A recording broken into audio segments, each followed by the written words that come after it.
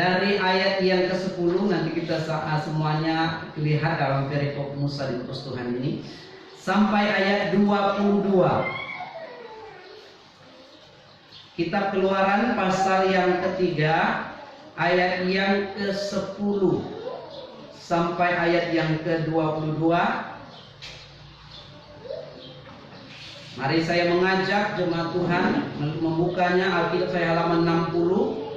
Dari mimbar akan membaca ayat yang ke-10, Bapak Ibu Saudara, ayat yang ke-11 sampai yang ke-22. Musa diutus Tuhan. Ayat yang ke-10. Jadi sekarang pergilah, aku mengutus engkau kepada Firaun untuk membawa umatku, orang Israel, keluar dari Mesir. Siapa ini? Maka aku yang akan menghadapi Firaun membawa Israel keluar dari Mesir. Lalu firman-Nya, bukankah aku akan menyertai engkau? Inilah tanda bagimu bahwa aku yang mengutus engkau. Apabila engkau telah membawa bangsa itu keluar dari Mesir, maka kamu akan beribadah kepada Allah di gunung ini. Lalu Musa berkata kepada Allah, tetapi apabila aku menyebabkan orang Israel dan berkata kepada mereka, Allah yang mengutus aku kepadamu dan mereka berkata kepadaku, bagaimana tentangnya? Apakah yang harus dijawab mereka? Firman Allah kepada Musa, aku adalah aku.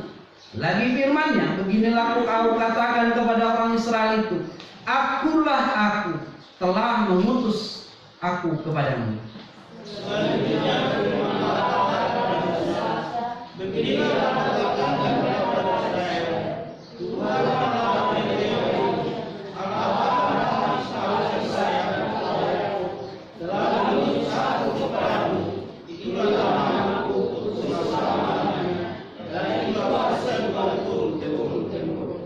Pergilah, kumpulkanlah para tua-tua Israel, dan katakanlah kepada mereka, Tuhan Allah nenek moyangmu Allah Abraham, Ishak dan Yakub telah menampakkan diri kepadaku serta berfirman, aku sudah mengindahkan kamu, juga apa yang dilakukan kepadamu di Mesir.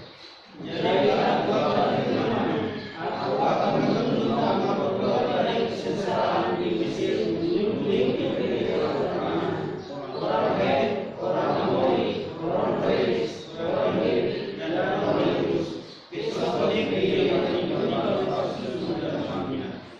Dan bila mana mereka mendengarkan perkataanmu, maka engkau harus beserta para tua-tua Israel pergi kepada Raja Mesir. Dan kamu harus berkata kepadanya, Tuhan Allah orang Ibrani telah menemui kami. Oleh sebab itu izinkanlah kiranya kami pergi ke padang gurun 3 hari perjalanan jauhnya untuk mempersembahkan korban kepada Tuhan Allah kami. Tetapi aku tahu bahwa orang yang tidak akan mengerjakan kami kecuali dipaksa oleh tangan yang kuat. Tetapi aku akan mengacungkan tanganku dan memukul Mesir dengan segala perbuatan yang ajaib yang akan kulakukan di tengah-tengahnya. Sesudah itu ia akan membiarkan kamu pergi. Dan aku akan membuat orang Mesir bermurah hati terhadap orang ini, sehingga kamu tidak pergi. Sama-sama. Tetapi tiap-tiap perempuan harus meminta dari tetangganya dan dari perempuan yang tinggal di rumahnya barang-barang perak dan emas dan kain-kain yang akan kamu kenakan kepada anak-anakmu lelaki dan perempuan. Demikianlah kamu akan merampasi orang Mesir itu. Amin. Demikian jauh bacaan firman Tuhan. Berbahagia kita yang membaca dan merenungkan firman Tuhan. Allah Maha Kuasa. Alkitab mendefinisikan, mengartikan kepada kita sebagai umat Tuhan tentang kemahakuasaan Allah. Allah yang disebut sebagai yang maha kuasa yang terdapat dalam Kejadian pasal 17 ayat 1, Wahyu 4 ayat 8 adalah disebutkan juga dalam Alkitab sebagai mampu melakukan atau pribadi yang mampu melakukan segala sesuatu. Bahkan Ayub pasal 42 ayat 2 dikatakan, aku tahu engkau sanggup melakukan segala sesuatu dan tidak ada rencananya yang gagal. Karena bagi dia tidak ada yang mustahil, Matius pasal 19, dan tidak ada yang terlalu sukar bagi dia, Yeremia 32 ayat 17. Nah, Alkitab menjelaskan ini bagi kita. Kita harus memahami kata omnipotent atau maha kuasa berasal dari dua suku kata, yaitu omni atau omni yang berarti seluruhnya, poten atau potensi berarti kuasa, bersama dengan sifat maha kuasa dan maha hadir.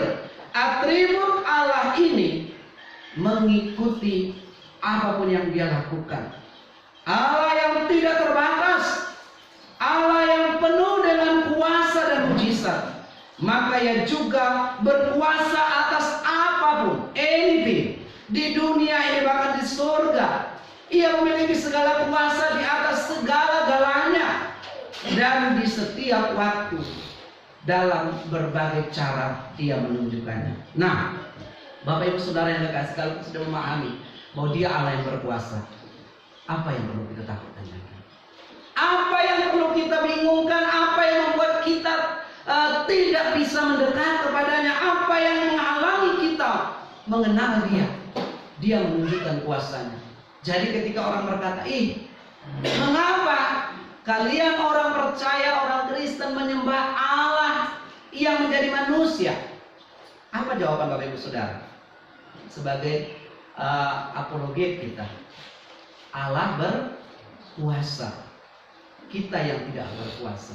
Kita hanya kuasa kecil, mampu melakukan bagian-bagian kecil. Tapi Allah berkuasa. Kalau dia berfirman dan dia menghendaki, dia sanggup. Termasuk dia mau mendekati manusia dan menjelma menjadi manusia. Dia pun berkuasa. Jadi apakah dia terpaksa? Tidak, atas kerelaan hati. Nah, Bapak Ibu Saudara, salah satu sifat dan atribut Allah yang maha, ada sekarang mahasiswa, ada juga maha guru, atau maha apa lagi? Banyak maha-maha sekarang ini. Artinya dia hanya bukan berkuasa tapi lebih dari semuanya itu. Maka dia bukan Allah yang sesuatu yang dilihat terbatas saja, tetapi kemampuan Allah untuk bertindak, dan ini melawan konsep atau bahwa manusia yang adalah terbatas, tetapi Allah berkuasa atas itu. Alkitab berulang kali mengatakan bahwa Allah itu maha kuasa. Dia mengatur. Lagu sekolah minggu tadi berkata, dia mengatur segala ciptaannya. Berkuasa dalam tujuan kita tadi di bumi dan di surga. Nah, jadi istilah maha kuasa dapat mengacu kepada dua konsep dalam Alkitab yang berhubungan erat satu sama lain. Yang pertama, Allah dapat melakukan apapun yang dikehendakinya, yang tidak bertentangan dengan sifatnya. Jadi dalam kemahakuasaan Allah sanggup melakukan segala sesuatu yang tidak bertentangan dengan sifatnya yang lain. Yang kedua, tidak ada sesuatu yang terlalu sulit dan terlalu berat bagi Allah untuk dia lakukan. Dengan perkataan lain, segala sesuatu mungkin baginya. Allah dapat memenuhi janjinya. Allah melihat segala sesuatu yang terjadi di dunia. Bahkan dia sanggup melakukan berbagai macam, membolak-balikkan hati orang, mengubah keadaan dan seterusnya. Nah, inilah kita akan pelajari kemahakuasaan Allah terhadap umatnya, umat pilihannya. Apakah yang kita lihat di sini kemahakuasaan Allah dalam teks nats yang kita baca ini? Kemahakuasaan Allah yang pertama kita lihat, Allah berkuasa mendengar doa. Allah berkuasa berkuasa mendengar rintihan kesengsaraan umatnya. Bapak Ibu Saudara yang terkasih, apakah segala sesuatu yang terjadi dalam diri kita terjadi begitu saja? Dalam ruang dan waktu Allah mengetahuinya. Tetapi Allah tidak mengeset begitu rupa. Segala sesuatu terjadi Allah mengetahuinya, termasuk dalam sejarah kehidupan manusia dan sejarah bangsa Israel pada saat Keluaran pasal yang ketiga ini. Apa yang terjadi? Dikatakan ayat pasal yang kedua itu, kesengsaraan besar terjadi. Apakah Allah melihat orang sengsara? Ibrani adalah orang Israel, ini adalah umat pilihan Allah. Kok Tuhan membiarkan kesengsaraan? Pada awalnya sebenarnya bukan sengsara. Tanah Goshen adalah tanah yang sangat makmur, tanah yang sangat subur. Dikatakan juga tanah yang terbaik di Mesir. Tetapi apa yang terjadi di kemudian hari? Firaun melihat, wah, bangsa Mesir, orang Ibrani semakin banyak. Tiba-tiba dia memberontak, halangi kita belum. Nah, bahasa sehari-harinya. Firaun mulai ketakutan ketika dia mulai melihat bangsa Ibrani, orang yang diberkati oleh Tuhan. Bahkan bayi-bayi lahir dengan sempurna, dengan kuat. Nah, Bapak Ibu Saudara yang terkasih, jadi ketakutan ada di mana-mana. Jangan heran Bapak Ibu Saudara, saya mau katakan, orang lain pun kadang-kadang gelisah dan takut dengan kehadiran Bapak Ibu Saudara. Bukan karena Bapak Ibu Saudara punya kuasa, bukan karena Bapak Ibu Saudara punya tanduk, bukan karena Bapak Ibu Saudara punya kekayaan yang melimpah. Tapi kalau Anda menghadirkan Yesus dalam hidupmu, dimanapun kau berada, ada orang takut, ada getar-getir mendengar nama si aja, wih, nggak berani Kak dengan dia. Mengapa? Kehadiran Allah biarlah ada dalam hidup kita. Amin.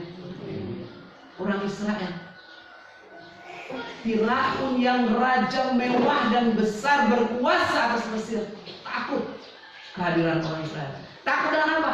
Bayi lahir saja dia takut. Mengapa dikatakan beda? Dia kasih pesan kepada bidan-bidannya, hei, nanti karena orang Ibrani banyak sekali lahir, pada saat dia lahir, kau tolong dia melahirkan. Tetapi setelah dia lahir, ibunya baik-baik, kau perhatikan baik-baik, anaknya kau biarkan meninggal, atau kalau bisa kau bunuh. Itu Alkitab mencatatkan. Mengapa? Firaun ketakutan dengan Ibrani atau orang Israel.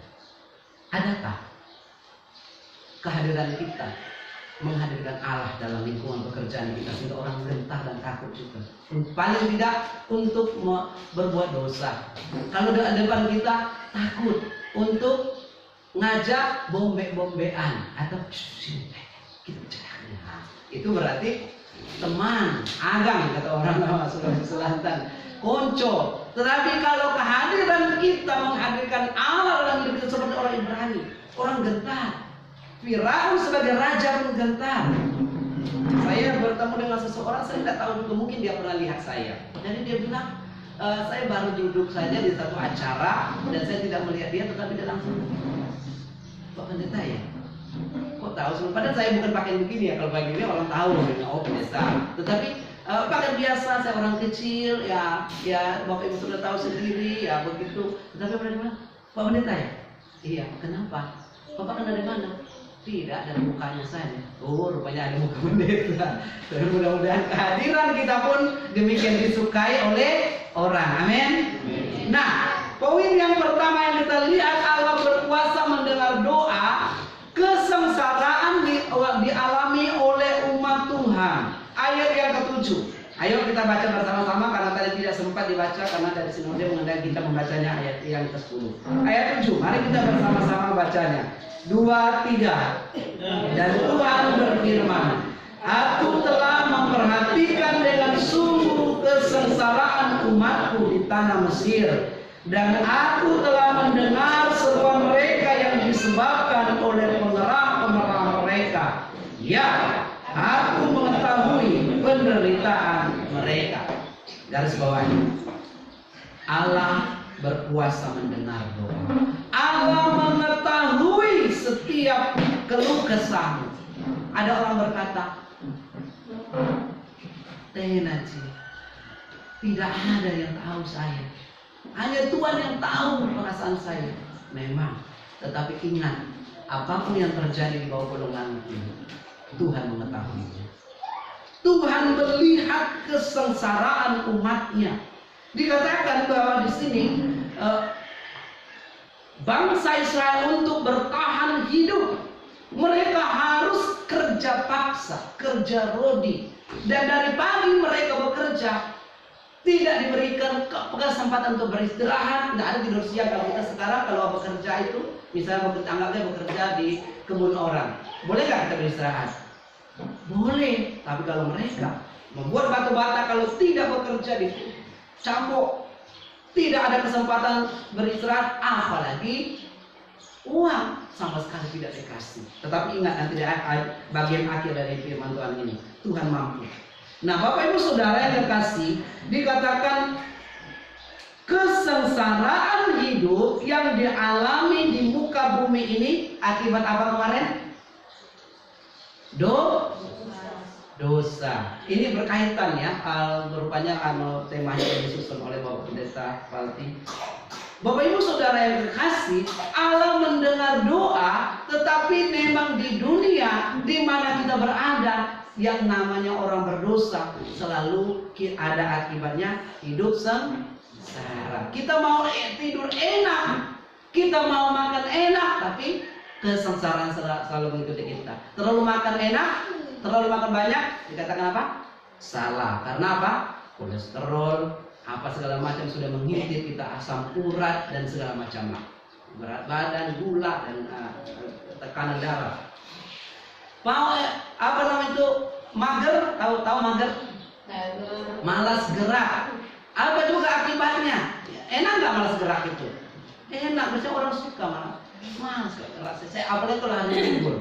Banyak orang bekerja, tetapi orang Jepang kita belajar, mereka tetap bekerja, bahkan manajer di perusahaan-perusahaan katanya lebih suka berjalan kaki. Karena apa? Mereka suka bergerak, tapi kita orang Indonesia paling malasnya bergerak. Yang enaknya membesarkan, ya, yang menjawab silahkan jawab sendiri. Bapak Ibu Saudara yang kekasih. Nah, tetapi ya, bangsa Israel, orang Ibrani ini menderita sengsara, sudah bekerja sedemikian rupa, belum mereka tidak dikasih makan, malah justru dipaksa mengerjakan. Tapi Tuhan melihat kesengsaraan. Maka ketika Musa keluar dan dia melihat saudaranya disengsarai oleh teman orang Mesir, dia tahu bahwa saudaranya orang Mesir karena dia lahir dari orang Mesir. Dia diam-diam, dia jengkel, dia apa lakukan? Dia lakukan pembunuhan. Maka dia pergi, dan dia pergi itu sehingga dia bertemulah khusus dengan Allah di gunung ini. Ketika dia mengembalakan kambing domba itu, kesengsaraan umatnya apalagi yang didefinisikan selain anak-anak terhambat untuk lahir, pertumbuhan mereka, gizi mereka pun berkurang. Mengapa? Ya, bekerja siang malam, disuruh buat batu bata di tanah Gosen, walaupun negerinya berlimpah, tapi kalau nggak diusahakan karena bekerja dengan pemerintah Mesir, tidak mereka dapat gizi yang baik. Mungkin juga di sini mereka jarang makan yang enak-enak karena siang malam harus bekerja. Bahkan digambarkan di dalam film itu, bangsa Israel itu tinggal tulang. Ya, jadi bekerja seperti orang zaman Belanda dulu. Orang tua kita di sini mungkin paham bahwa ada nama kerja paksa, siang malam bekerja. Dalam sejarah gereja demikian. Nah, ketika kesengsaraan itu dikatakan ayat yang ke-7, aku memperhatikan dan sungguh, memperhatikan dengan sungguh, segala kesengsaraan umatku. Allah sanggup dalam penderitaan. Manusia berseru kepada Tuhan, mereka mengerang, meminta pertolongan Tuhan, dan Tuhan sanggup.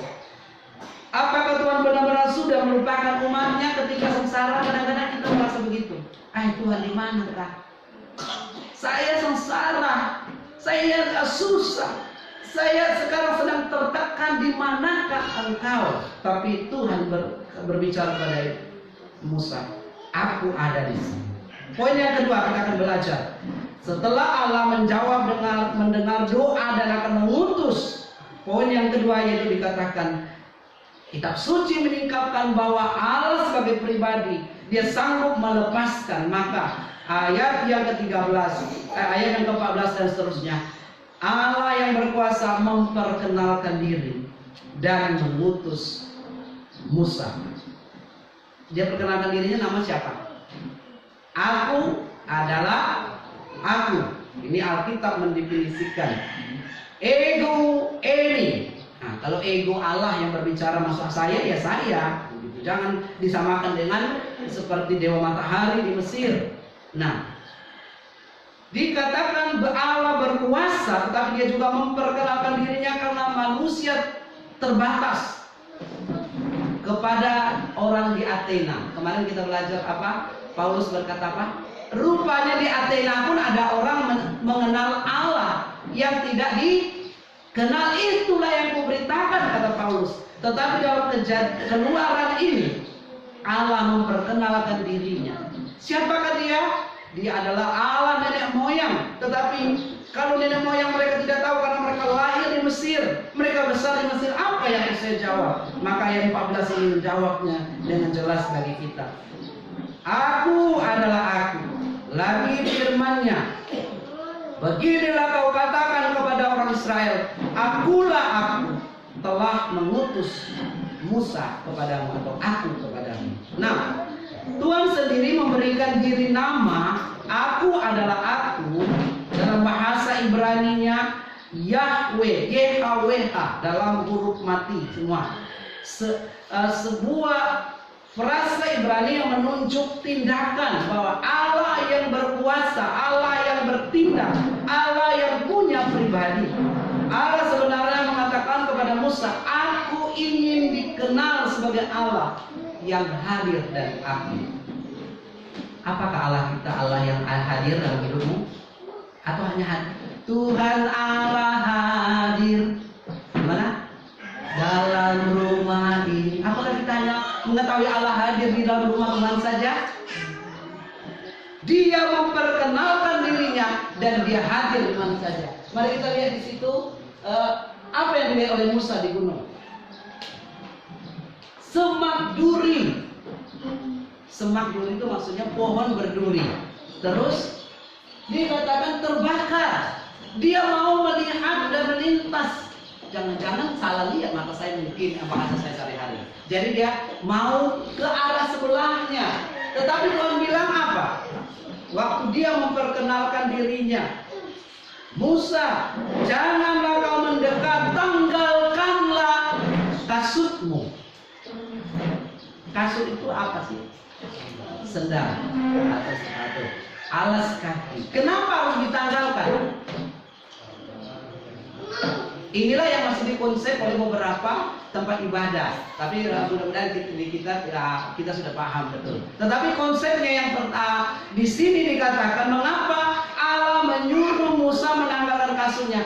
Karena tempat di mana Musa berdiri adalah tempat yang suci atau kudus, sedangkan kasut melambangkan dia berteman dengan apa saja. Tahu berteman, dia bisa nginjak apa saja. Atau ada yang bilang ada kasutnya di sini, di mana-mana. Awal-awalnya dulu saya sempat heran. Ada beberapa ibu datang ke gereja, kasut sendalnya dia tenteng, atau sepatunya ditenteng. Jadi aku bilang, kenapa ditenteng? Sayang Pak Pendeta, ada nih lumpur. Nah, padahal Bapak Ibu Saudara yang kekasih, kasut itu memang atau sendal itu selalu apa? Gak apa-apa, konsentrasi sini aja. Anak-anak biasa. Karena kasut atau sepatu itu berteman dengan apa? Lumpur, dengan kotor. Ada yang injak? Nggak sengaja kadang-kadang karena kita saking konsentrasinya kita injak apa? Iya, tidak apa-apa. Memang itu definisinya. Maka orang bilang begini, ada apa kan? Saya bau cium bau durian bukan ya? Saya cium sesuatu karena apa? Kasut selalu berhubungan, maksudnya menempel sesuatu yang najis, maka tanggalkanlah kasutnya. Jadi Allah memperkenalkan diri kepada Musa adalah pertama, aku adalah aku hadir, aku aktif, dan aku adalah pribadi yang suci. Amin. Jadi jangan bermain-main dengan Tuhan ya. Anak-anak muda, ingat, jangan bermain-main dengan Tuhan. Kalau bermain-main dengan Allah yang Maha Kudus, engkau akan bertemu dengan Kemahakuasaannya yang menghanguskan hatimu. Maka orang akan malu bertemu dengan Tuhan ketika kemarin ada dengan Hawa, ketika berhadapan dengan Allah yang Maha Kudus, apa mereka lakukan? Sembunyi. Ya. Padahal Allah tahu nggak mereka ada di balik pohon? Tahu. Jadi bapak-bapak, ibu-ibu, anak-anak muda, kalau kau melakukan pelanggaran jangan bersembunyi, datang pada Tuhan. Oh Tuhan, ampuni saya, itu begini, baik dan gentleman. Karena apa? Karena Allah Maha Kuasa, Maha Hadir, Maha Suci, dan Dia mau menunjukkan rahmatnya. Nama itu mengungkapkan kasih dan perhatiannya yang setia. Bersama Dia merindukan. Tujuan Allah cipta manusia kemarin apa? Ada pernah saya dibahas di mimbar ini? Dia ingin bersekutu dengan manusia. Jadi Allah rindu dekat dengan manusia. Jangan menjauh dari Tuhan, kata bahasa Sulawesi Selatan. Jangan kita berusaha menjauh, didoakan, diarahkan, apapun juga dilakukan. Datanglah kepada Tuhan, karena Tuhan suka dengan orang yang mendekat. Kalau pada saat kita menjauh, ingat, iblis mulai mendekati seperti Hawa. Dia menawarkan, dia enak memang. Begitu banget dan seperti Tuhan dan seterusnya. Allah memperkenalkan dirinya. Yang kedua, dengan nama itu Tuhan mengatakan bahwa sungguh penting untuk mengetahui tentang nama bahasa berikutnya. Aku akan menyertai engkau. Siapa yang berani baru dengan arti aku menyertai engkau? Immanuel. Ya, Bapak Immanuel ada di sini. Allah menyertai engkau. Jadi Allah berkuasa akan selalu menyertai. Jadi kesesakan seberat apapun dialami oleh umat Israel, Alkitab berkata bahwa mereka tidak akan pernah ditinggalkan oleh Tuhan. Seberat apapun hidup Bapak Ibu Saudara, yakinilah bahwa Tuhan selalu bersama dengan Bapak Ibu Saudara. Amin. Ada masanya berat, ada masanya Tuhan akan memberikan keringanan bagi kita. Dia adalah Allah Immanuel, Allah yang menyertai. Dia mengetahui kondisi umatnya. Tuhan tidak memperkenalkan dirinya, saya ini Allah nenek moyangmu. Kepada orang Israel dikatakan, katakan saja aku adalah aku, YHWH, karena Allah yang aktif dan berkuasa. Bapak Ibu Saudara yang kekasih, hal ini berarti biarlah kita mengetahui Allah ingin dekat dengan kita. Jangan menjauh daripadanya. Allah ingin seperti cara memperkenalkan dirinya. Dia hadir melalui ciptaannya, hadir dalam hidupmu. Allah berkuasa mengubah hidupmu juga. Dan yang bagian yang terakhir, Allah berkuasa atas segala manusia, mengetahui segala sesuatu, sanggup mengubah hati manusia sesuai dengan tujuannya. Poin yang pertama, bagian yang ketiga ini, yang pertama itu mengetahui segala sesuatu. Bapak Ibu Saudara masih ingat dengan muka masing-masing? Tiba-tiba masih ingat nggak? Ada nggak yang masih ingat muka saya tadi kayaknya alisnya belum rapi kan saya lihat. Kita aja pengetahuan kita terbatas, yang kita bawa muka kita saya juga lupa. Muka saya itu bagaimana ya? Apakah ada keningnya muncul atau tidak? Baru kita rasa, oh iya, licin nih karena keringan. Nah, maksudnya kita mengetahui, pengetahuan kita terbatas. Atau masih ada yang ingat di rumah tadi? Masih ada yang ingat saat ini apakah sudah selesai urus kamar atau makanan sudah masak atau belum ya? Puji Tuhan. Tetapi di satu waktu, apakah Bapak Ibu Saudara ingat atau tahu, melihat apa yang terjadi dengan saudara yang tidak ada di ruangan ini? Kita bisa membayangkan, tapi kita terbatas namun Allah berkuasa mengetahui segala sesuatu. Allah yang Maha Kuasa sanggup mengubah hati manusia. Ayat yang ke-19. Ayo kita perhatikan kembali di bagian firman Tuhan ini. Ayat 19 berkata, Keluaran pasal 3 ayat 19. 1, 2, 3. Tetapi aku tahu bahwa Raja Mesir tidak akan membiarkan kamu pergi kecuali dipaksa oleh tangan yang kuat. Membolak-balikan hati orang. Bapak Ibu Saudara yang kekasih, Tuhan tahu sifat dan karakter Firaun. Orang yang keras, orang yang tidak mau menyerah begitu saja. Tetapi juga dia katakan Allah memakai karakter itu untuk menunjukkan kebesaran kuasa-Nya. Bangsa Israel telah mengalami berbagai macam kecurangan, tetapi juga Allah mengetahui segala sesuatu. Bila mana mereka mendengarkan perkataanmu, ya maka mereka akan pergi. Tetapi ingatlah Mesir, ingatlah Firaun, dia akan tidak mengizinkan dengan begitu mudah untuk kau pergi. Jadi kemahakuasaan Allah dia melihat, dia mau bekerja dalam karakter-karakter orang. Firaun yang keras kepala akhirnya mati, tenggelam di mana? Laut Keberau. Mengapa? Ketika dia menyeberang, Tuhan izinkan. Kenapa inilah bangsa Israel sudah sebagian menyeberang, tetapi orang Firaun sudah mengejar, sudah sedekat. Kenapa belum juga ditutup airnya? Tuhan biarkan dulu dia masuk semua mikro.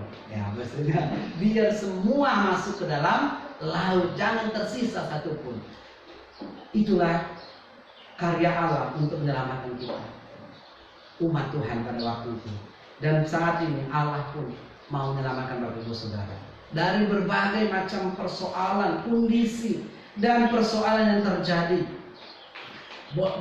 Dia berubah juga atau mengubah hati manusia. Berikutnya ayat yang ke-21 dan 22.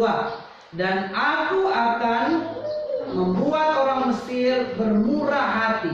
Siapa yang bikin orang bermurah hati? Siapa? Tuhan Allah. Jadi yakini Bapak Ibu Saudara, kalau berdoa itu langsung to the point, langsung ke Tuhan. Berikanlah kepada orang bermurah hati. Tapi orang yang mana tak? Kita boleh tunjukkan orang kaya itu Tuhan. Ini memang itu contohkan, tapi ini benar. Misionaris dari Korea, kita sekarang di sekolah kami bekerja sama dengan misionaris Korea. Mereka bilang mengapa di Korea itu diberkati oleh Tuhan. Dia tidak menyinggung, tapi membedakan sedikit. Dia bilang orang Korea berbicara to the point seperti doa yang ada Musa. Dan orang Indonesia, Tuhan berkati saya. Tapi berkati apa? Ya bukan Tuhan tidak mau tahu, Tuhan ingin tahu juga bahwa engkau mau berkati apa. Nah, tapi dibilang kalau orang Korea itu berdoa dengan keras dan langsung Tuhan memberkati, kirimkan uang 100 juta untuk pembangunan gedung ini. Dari mana uangnya? Kami percaya bahwa banyak perusahaan A, B, C disebutkan perusahaannya. Waduh, ya, kalau orang mendengar pas misalnya ada salah satu direksi dengarnya dengar doa itu bagaimana? Aduh, kita didoakan ini doa sungguh-sungguh, jangan sampai Tuhan turun tangan nanti. Nah, Bapak Ibu Saudara yang kasih, kita kadang-kadang berdoa terlalu umum. Jadi kalau berdoa berbicara mengenai Allah berkuasa membolak-balikkan, tetapi ayat 21 ini dikatakan, aku akan membuat orang Mesir bermurah hati. Jadi kalau berdoa, Tuhan tolong supaya ada kemurahan-Mu, ada orang bermurah hati. Tuhan, kalau saya berdoa supaya saya bertemu dengan orang-orang yang baik, orang yang memang mengasihi Tuhan. Begitu jelas. Maka dikatakan, sehingga apabila kamu pergi, kamu tidak perlu dengan tangan kosong. Kenapa? Sebenarnya hak mereka. Apa yang dilakukan upah selama ini sebagai kerja rodi. Maka dikatakan Allah sanggup. Tiap-tiap perempuan harus meminta dari tetangganya. Nah ini kata firman Tuhan. Kalau Tuhan sudah berbicara, orang Mesir tak suka nggak? Tidak, karena sudah firman Tuhan. Jadi dia minta dulu kain alormu ya. Nah, maksudnya kan minta dulu emas itu yang kau pajang itu, mangkok segala macam. Allah sanggup membolak-balikan. Allah sanggup menyentuh hati orang. Jadi kemahakuasaan Allah jangan pernah kita ragukan. Amin. Gereja kita dimulai dari awal ya. Mendengar informasi ada salah satu teman saya lupa, hamba Tuhan, dia bilang begini, mungkin bapak-bapak kenal yang sudah lama di sini, bilang, Pak, kami dulu itu dia messenger saya waktu saya pertama posting kita ini nangkat pasir, nggak tahu dari sungai mana kata dia bilang, sungai mana saya nggak tahu juga. Nangkat pasir dan bersama untuk membangun gereja itu. Puji Tuhan kalau saat ini sudah bersih, sudah baik adanya dan seterusnya. Dan rupanya memang Tuhan sanggup mendengar doa. Amin. Kita berdoa kemarin itu karena suatu waktu kursi kita sudah mulai kehabisan karena yang lama sudah dimakan usia. Tuhan kirim kursi baru. Tapi sekarang kursinya sudah Tuhan kirim, jiwanya sedang merantau ya. Tidak tahu kemana. Kita berdoa supaya Tuhan jiwa. Makanya tidak salah. Dalam doa puasa selalu saya ingatkan dan dalam doa persiapan kita minta kepada Tuhan supaya Tuhan meminta supaya Tuhan kirim orang atau jiwa baru mengisi kursi. Nanti jangan sampai bukan manusia yang mengisi kursi kita, siapa? Kita ular mungkin datang. Kemarin mau duduk dia mau ngintip. Di mana ini yang kosong ini mau duduk ya? Kalau itu saudara itu hanya umur saja. Nah, yang terakhir inilah mari kita meyakini janji Allah dalam hidupmu, dalam keluargamu, apapun yang kesalahan yang kau sedang alami. Kenapa saya Tuhan tidak dijawab doa sekarang? Kenapa saya belum dapat pekerjaan? Kenapa saya belum dapat jodoh? Kenapa saya belum dapat A, B, C? Kadang-kadang banyak bertanya. Jangan pernah berhenti berdoa kepada Tuhan. Amin. Allah yang Maha Kuasa sanggup menolong. Dia mendengar kau yang pertama tadi keluh kesahmu, bahkan air matamu ditampung dalam kirbatnya yang tulus. Jangan pernah menjauh kepadanya. Dan yang kedua, perkenalkanlah Allah dalam hidupmu. Jangan memperkenalkan cara hidup